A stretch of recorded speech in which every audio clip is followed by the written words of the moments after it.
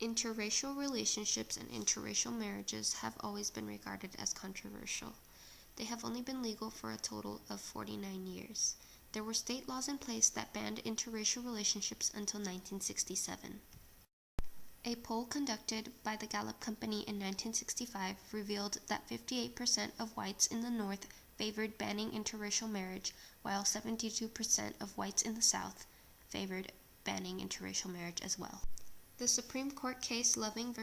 Virginia was brought forward by Mildred Loving, a black woman, and Richard Loving, a white man, who had been sentenced to 1 year in prison for marrying each other in the state of Virginia. Their marriage violated the state's anti-miscegenation statute, the Racial Integrity Act of 1924, which prohibited marriage between white people and colored people. The Supreme Court determined that this prohibition was unconstitutional, thereby ending all race-based legal restrictions on marriage in the United States. A few terms to take into consideration regarding interracial marriages include miscegenation, which is the marriage or cohabitation between two people from different racial groups, especially between a black person and a white person; race mixing, the mixing of different racial groups through marriage, cohabitation, sexual relations, or procreation; and finally, jungle fever, a racist term used to describe an attraction to black people that is often compared to a disease. The 1933 version of King Kong is seen as the ultimate metaphor for white male America's fear of losing their women and cities to the creatures from far-off lands who'd arrived in America in chains. It is argued that in this film, interracial sexuality is seen as literal bestiality. Kong's character represents the African American man and accurately portrays the way society viewed interracial relationships at this time. Kong's final destruction and the rescue of Anne by white Air Force pilots becomes the symbol of the white man regaining his manhood by conquering the black threat and rescuing the white woman. What are anti-miscegenation laws? They were laws that criminalized interracial marriages and sometimes even sex between whites and non-whites. These laws were enforced only in some states, specifically in the South.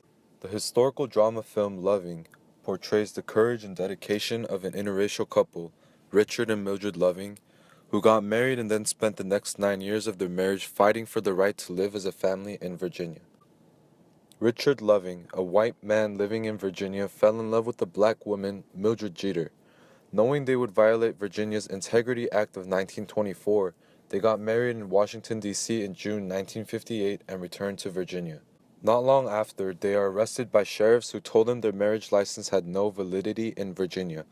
They were given the option of 1 year jail time or not to return to Virginia for at least 25 years. In August 1963, after being homesick for so long and getting motivated by the March on Washington, she writes to Attorney General Robert F. Kennedy for help. He refers them to the American Civil Liberties Union, where lawyers Bernard S. Cohen and Phil Hirschkopf conclude that the Lovings' appeal has a good chance of going all the way to the Supreme Court and overturning all anti-miscegenation laws across the nation. She's white. White? Man, are you on crack or something? You're crazy. She's Italian. H-bomb. From Bensonhurst. Nuclear megaton bomb. I know you didn't bone her. During the film Jungle Fever, you will see a few events in which there is a form of racism and discrimination. First of all, the term jungle fever is a severe form of malaria, so to make that the title for people who are attracted to those of the African American descent is barbaric. Got a bad feeling about this one. Bad feeling. Here, Angie is telling her friends that she is dating a black guy named Flipper, and they disagree with their relationship and warn her not to bring him into their neighborhood because he could get killed. So what's he look like? Who is this guy? What's his name? It's a weird name. As seen here, the waitress... Flipper? Flipper? What the fuck kind of name is Flipper? I know, I told you, it's a weird name, don't laugh. And what is he, like blonde, blue-eyed, surfer type? Hey, dude. Right? What is that? It's black. What's the matter? Something wrong with your face? Did it with a black guy? Yeah.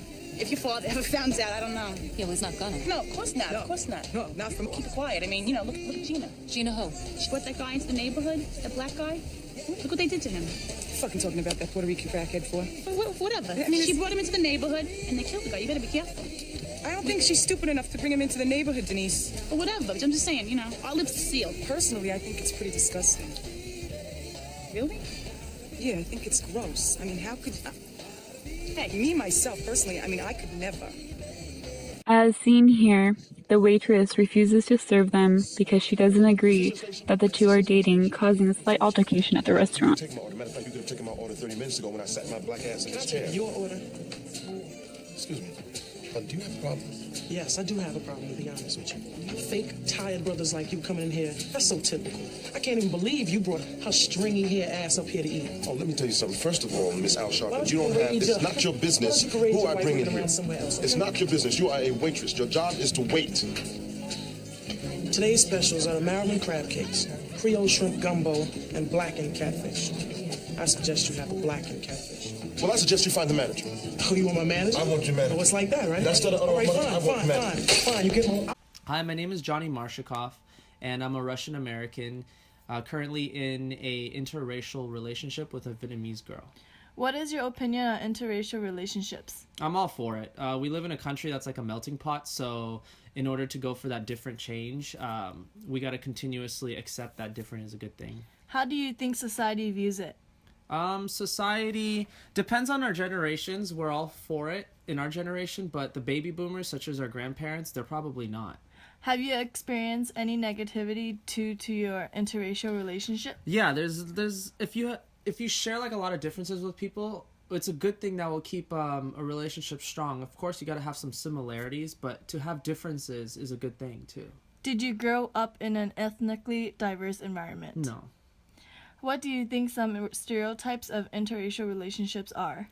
Well, all Asian girls are like white guys, but Asian guys can't get with white girls, and probably some African Americans will not be accepted in a Vietnamese family by the baby boomer era.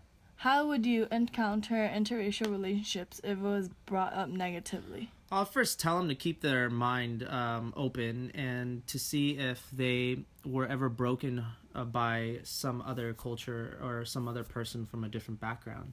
Did you grow up being taught whether or not interracial relationships were accepted in society? No, I had to learn it on my own. What have you had to adjust in your lives because of cultural differences?